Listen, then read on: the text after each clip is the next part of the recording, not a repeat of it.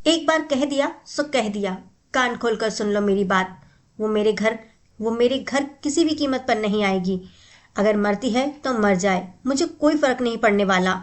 बोल देना अपनी बेशरम बेहया बेटी से ये बात। इस घर से उसका कोई नाता नहीं, वो हमसे कोई उम्मीद ना रखे और हम उसकी कोई मदद नहीं करने वाले। राजन प्रताप सिंह नाम है मेरा। मूंछों पर ताव फेरते सरला जी के पति ने जब ये बात कही तो सरला जी बिफर पड़ी, घुटनों के बल जमीन पर बैठ गई। पति के कहे तीखे वाक्य उनके दिल को छलनी कर गए। वो सोचने लगी कि अगर ये घर उनके पति का है तो इस घर पर उनका कोई अधिकार नहीं है, तो आखिर वो किस हक से इस घर में रह रही हैं? आखिर क्या जगह है उनकी इस घर में और राजन जी के जीवन में? क्या उनका कोई अस्तित्व नहीं है? क्या कोई अधिकार नहीं है? फिर क्यों रह रही हैं वो यहाँ? किस लिए और किसके लिए? क्या वो सिर्फ मेरी बेटी है? क्या उसे अकेले मैंने जन्म दिया है? तो क्या वो राजन जी के लिए सिर्फ उनकी शारीरिक भूख मिटाने का जरिया मात्र थी? आज तक उनके बीच कभी प्रेम नहीं, सिर्फ और सिर्फ वासना के क्षण थे। और ना जाने कितनी ही बातें सोचकर आज उनका दिल सिहर उठा। वो अपना आंचल का टुकड़ा मुंह में ठूस कर सिसक सिसक कर रोने लगी। वो आज खुद को ठगा हुआ महसूस कर रही थी। रोते रोते वो सोच रही थी, वो आज तक झूठे भ्रम में थी। ये घर परिवार पति बच्चे सब उनके हैं, सब पर उनका अधिकार है। राजन जी शराब के नशे में तो पहले भी बहुत कुछ अपशब्द कहते और गालियां भी देते थे, लेकिन होश में आते ही उनको गले लगाकर कहते, अरे यार नशे में कुछ भी बोल गया, तुम दिल पर मत लगाना। लेकिन आज तो उन्होंने सारी बातें अपने पूरे होशो हवास में बोली थी। बेटी ने अपने पसंद के लड़के से लव मैरिज शादी की तो उसमें वे दोषी कैसे हो गई? वो मन ही मन विचार करने लगी, यदि मैंने बेटी को संस्कार नहीं दिए जैसा कि राजन जी का कहना था, तो बेटे की सफलता का श्रेय किसे जाता है? उसे आखिर किसने संस्कार दिए हैं? दरअसल उन्होंने अपनी बेटी रचना को बहुत समझाया कि वो उस लड़के को भूल जाए, उसका साथ छोड़ दे।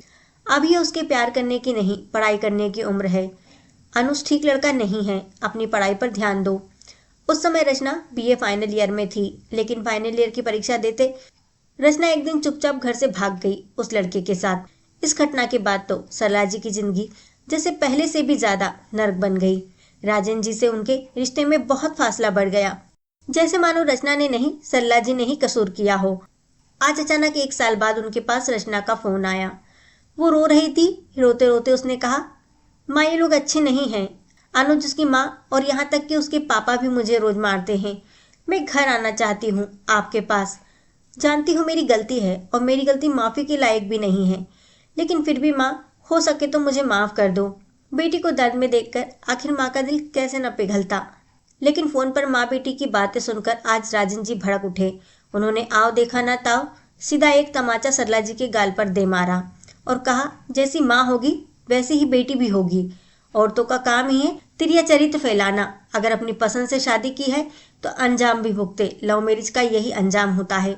माँ बेटी को एक पलड़े पर तोलकर राजन जी मन की भड़ास निकालकर घर से बाहर निकल चुके थे। लेकिन 30 सालों तक दबे अपमान के समंदर की लहरें आज उत्पात मचाने के मूड में थी। आज वो अपने साथ सब कुछ बहाकर ले जाना चाहती थी। अपना बदला लेने के लिए बार बार ऊंची लहरें मन के अंदर हिचकोले खा रही थी। तभी दरवाजे की घंटी बजी।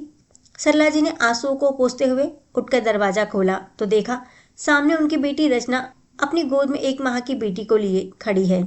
उसकी हालत देखकर जैसे उनका कलेजा मुंह को आ गया। जगह जगह चोट के निशान, पूरा शरीर नीला पड़ा हुआ था। बिखरे बाल बालों में लटे आपस में उलझी हुई थी, जैसे महीनों हो गए हों। बालों में ना तो तेल पड़ा है और ना कंघी हुई है और ना ही बाल साफ हुए हैं। तभी रचना ने उनके पैरों पर गिरकर अपनी बेटी को उनके पैरों के पास रखते हुए हाथ जोड़कर कहा, माँ प्लीज मुझे और मेरी बेटी को बचा लो माँ, वरना वो लोग हम दोनों को मार देंगे। बड़ी मुश्किल से उनके जंगल से भाग कर आई हूँ माँ। वो लोग मुझे कमरे में बंद रखते हैं, किसी से मिलने भी नहीं देते। अगर आज आपने साथ नहीं दिया तो आपकी बेटी मर जाएगी। आपकी बेटी मर जाएगी माँ। आप और पापा मुझे माफ कर दो। पापा से कहो मुझे बचा ले। रचना रोते रोते अपनी बात कहे जा रही थी। सरला जी का मन रचना के लिए बेचैन हो गया। तभी वहां राजन जी भी आ गए। सरला जी की उम्मीद के मुताबिक उन्होंने रचना को हाथ पकड़कर घर से बाहर निकालने की कोशिश की तो सरला जी ने कहा, रुक जाइए, आपको इतनी मेहनत करने की जरूरत नहीं है, हम लोग खुद ही चले जाएंगे। सरला जी के अंदर पीड़ा का समंदर ठाटे मारने लगा। क्या कहा तुमने? हम दोनों? हाँ बहुत अच्छी बात है ये तो। अभी निकलो दोनों माँ बेटी मेरे घर से। राजन जी ने सरला जी को घूरते हुए उनको बाहर की तरफ धक्का मार दिया। हाँ, हम दोनों माँ बेटी आपके घर से चले जाएंगे। शायद आपको मालूम नहीं, संतान रूपी फसल के बीज एक पिता ही माँ के गर्भ में बोता है, जिसे माँ अपनी कोख में 9 महीने रखकर अपने खून और मांस देकर सींचती है और फिर उसे 9 महीने बाद अपार दर्द सहन कर जन्म देती है। आप ये भूल सकते हैं, पर मैं नहीं भूल सकती।